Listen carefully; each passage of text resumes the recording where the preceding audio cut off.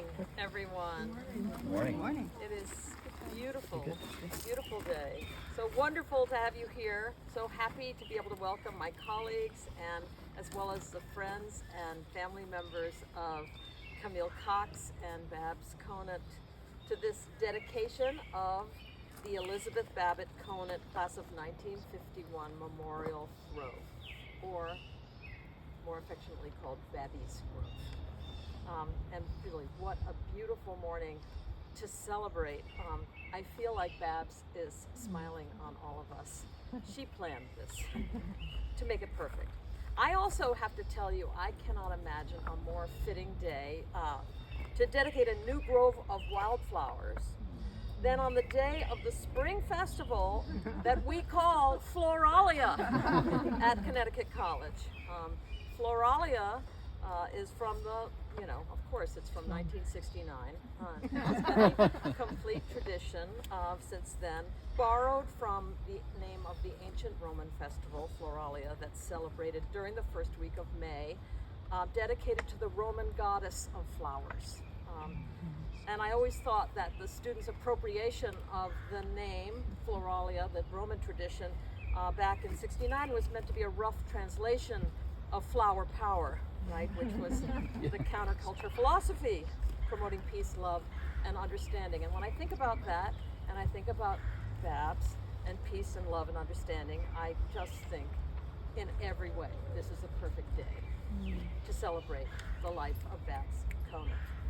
As you can see in your program, especially if you read the fine print, it had to be so small because she had done so much in her life. Babs was a kind of goddess.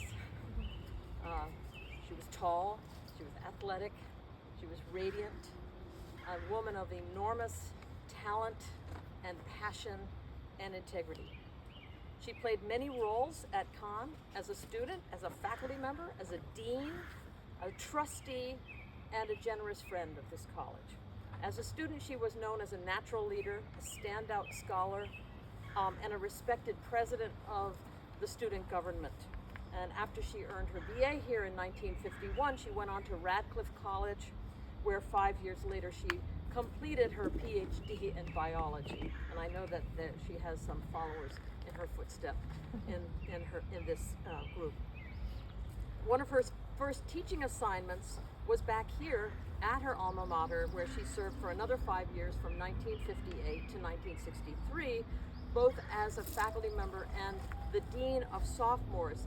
And in her role as dean, she made such an impression on a young Linda Lear, class of 1962, that Linda eventually established the Lear Conant Symposium in our Center for the Environment in her honor. Babs had a formidable intellect that led to a rich and international scholarly career, taking her to Nigeria, as well as up and down the East Coast before she ended up settling in Buffalo, New York. But she was not just an ordinary scholar, she was an activist in every sense of the word. She put her research into action through many passionate causes, ranging from civil rights to LGBTQ rights, to breast cancer awareness, and she also loyally supported those institutions that she loved.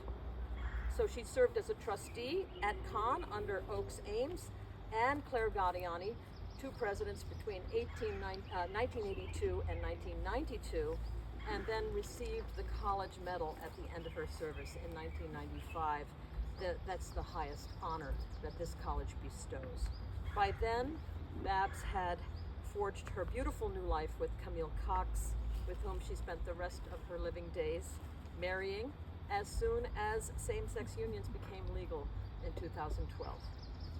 So we are really honored to remember this extraordinary woman today through the dedication of this beautiful grove in her name. And thank you, Camille. We all thank you for making this possible.